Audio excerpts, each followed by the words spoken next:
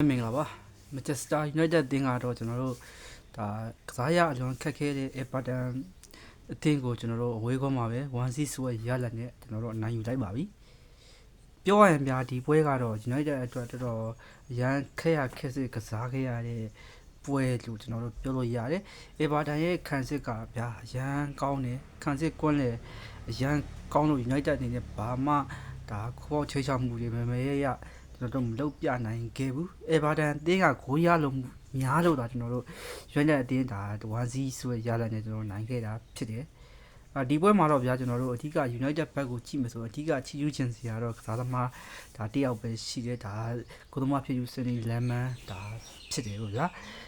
United တိုက်စစ်ဘိုင်းမှာဆိုတော့ကျွန်တော်တို့အမ်ဘူဘူးတို့ဒါကွညာတို့ကလုံးဝတပွဲလုံးမှာခြေစွမ်းလုံးဝမပြနိုင်ဘူးအမတ်ဒီယာလို့ပါမယ်ဒုတိယပိုင်းမှာတော့ကျွန်တော်တို့ဒီပြမိုက်ကယ်ကားတွေကကျွန်တော်တို့အလုံးမဖြစ်တော့တဲ့ကျွန်တော်တို့ဒါတိုက်စစ်ကိုအပြောင်းလဲတွေဆက်ပြီးတော့လုပ်တယ်ဒါအမတ်ဒီယာလို့နေရာမှာအမတ်ဒီယာလို့နေရာမှာကျွန်တော်တို့အမတ်ဒီယာလို့အစားကျွန်တော်တို့ဗဂျမင်ဆက်ကိုလူစားလဲပြီးရဲ့နောက်မှာကျွန်တော် United က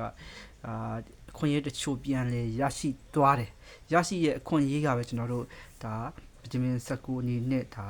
အကောင်းဆုံးအဆုံးသတ်ပြီးတော့ဒါဂိုးဖြစ်ပြောင်းလဲနိုင်ခဲ့တယ်ဒီပွဲကိုကြည့်မယ်ဆိုတော့ United အနေနဲ့ဒါ low block တွေကိုကျွန်တော်ဖြီးဖို့ခက်ခဲခဲ့တယ်။ကိုယ်လည်းကစမဲရိုကကျွန်တော်တို့ထင်တော့အလုံးဖြစ်ခဲ့ဘူး။ဒါတချို့ဒီပတ်စင်ပေးမှုတွေမှာကျွန်တော်တို့မှားတာတွေရှိတယ်ဒါမလိုက်နိုင်တာတွေရှိတယ်။ဒါ United အနေနဲ့လာမဲ့ယာတီဆိုရင်အဓိကတော့ကျွန်တော်တို့ကစမဲရိုနေရာမှာကျွန်တော်တို့ဒါကိုယ်လည်းတယောက်ရှားမဲ့ဒါအနေထားတစ်ခုတော့ဖြစ်နေပြီ